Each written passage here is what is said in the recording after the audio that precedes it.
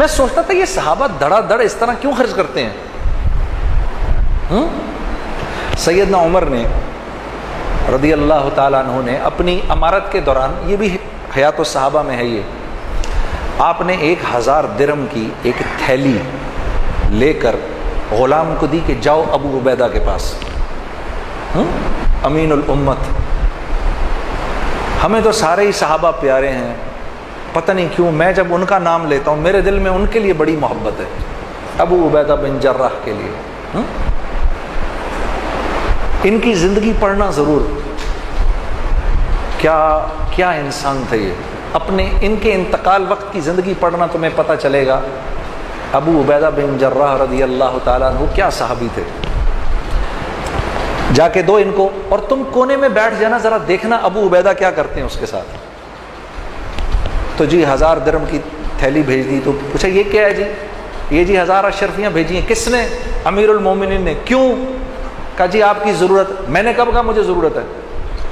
یہ امیر المومنین مجھے کیوں مشکل میں ڈالتے ہیں؟ یوں کر کے پوری تھیلی یوں کر کے کھولی، اس کی وہ بنائی، اپنی جوتی گانٹ رہے تھے اس وقت، اپنی جوتی گانٹ رہے تھے، وہ ساری اس کی پوٹلیاں بنا بنا کے باندی کو بلایا، یہ اس کو دو، یہ اس کو دو، یہ باندھ کے سب اڑا کر اپنی جوتی گانٹنی شروع کر دی۔ غلام نے واپس جا کر کہا امیر المومنین آپ کے 1000 درہم کا، 1000 اشرفیوں کا یہ حشر ہوا ہے۔ ہاں، زبان سے نکلا اللہ اکبر، اللہ تیرا شکر ہے، کیسے لوگوں پہ تو نے مجھے امیر بنایا ہے۔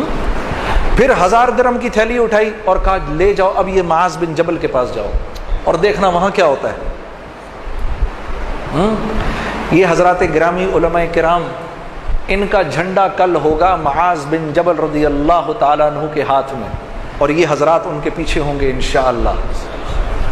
ہاں تو جناب ان کو دی، انہوں نے بھی ایسے کھول دی پوری تھیلی۔ کیوں بھیجا بھائی، کیوں بھیجا؟ ہم نے کب کہا امیر المومنین کیوں مشکل میں ڈالتے ہیں؟ سب بانٹ دی تو ان کی بیٹی اور ان کی بیوی آ گئی کہ بھئی ہمیں بھی ضرورت ہے۔ کہا اچھا تو پہلے بتانا تھا، یوں تھیلی پھینکی، یہ رکھ لو اس میں جو کچھ بھی ہے، تو 2 اشرفیاں نکلیں اس میں سے۔ غلام واپس گیا، کیا ہوا؟ کہا جی یہ ہوا۔ کہا اللہ تیرا شکر ہے، تو نے ایسوں پہ مجھے امیر بنایا۔ پھر فرمانے لگے معاذ بن جبل، ابو عبیدہ بن جراح اور حذیفہ بن یمان، یہ تینوں ایک دوسرے کے بھائی،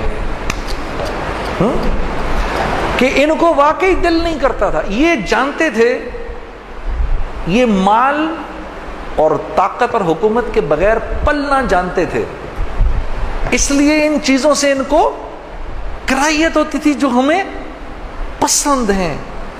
ہاں ہمیں وہن ہو گیا ہے، ہمیں کیا ہو گیا ہے؟ وہن۔ تو صحابہ نے پوچھا یا رسول اللہ وہن کیا ہوتا ہے؟ کہا دنیا کی محبت اور آخرت کی کراہیت، موت کی کراہیت ہے ہمیں، ہم مرنا نہیں چاہتے، اللہ سے ملنے کا، اللہ سے ملاقات کا شوق نہیں ہمارے دل میں میرے دوست۔